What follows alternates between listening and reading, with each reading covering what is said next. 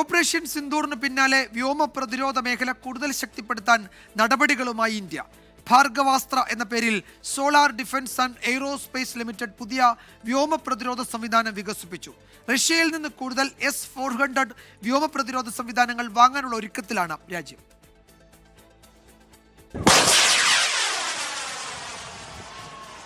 അതിർത്തി കടന്നെത്തുന്ന ഡ്രോണുകളെ തകർക്കാൻ പുതിയ പ്രതിരോധ സംവിധാനം. സോളാർ ഡിഫൻസ് ആൻഡ് എയ്റോസ്പേസ് ലിമിറ്റഡാണ് ഭാർഗവാസ്ത്ര എന്ന പേര് നൽകിയിട്ടുള്ള സംവിധാനം വികസിപ്പിച്ചത്. ഒഡീഷയിലെ ഗോപാൽപൂരിൽ രണ്ടാമതും ബ്രഹ്മാസ്ത്ര വിജയകരമായി പരീക്ഷിച്ചു. ഏത് കാലാവസ്ഥയിലും പ്രവർത്തിക്കുന്ന ആയുധത്തിന് 2.5 കിലോമീറ്റർ പരിധിയിലുള്ള ശത്രു ഡ്രോണുകളെ തകർക്കാനുള്ള ശേഷിയുണ്ട്.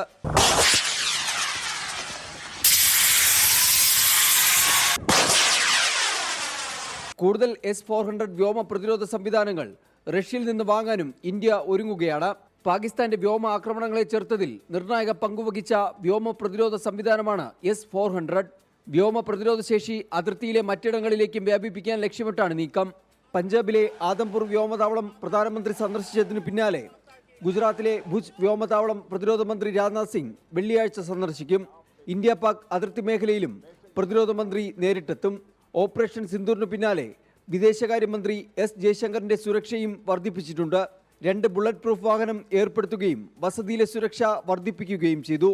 ഓപ്പറേഷൻ സിന്ദൂർ ദൗത്യത്തെക്കുറിച്ച് സംയുക്ത സൈനിക മേധാവി അനിൽ ചൗഹാനും 3 സേനാ വിഭാഗം മേധാവിമാരും രാഷ്ട്രപതി ദ്രൗപദി മുർമുവിനോട് വിശദീകരിച്ചു. ഇന്ത്യ പാക് വെടിനിർത്തൽ ധാരണ നിലവിൽ വന്ന ശേഷം ഇതാദ്യമായി ഇന്ന് സുരക്ഷാ കാര്യങ്ങൾക്കുള്ള കേന്ദ്ര മന്ത്രിസഭാ സമിതി യോഗം ചേർന്നിരുന്നു. 24 ഡൽഹി.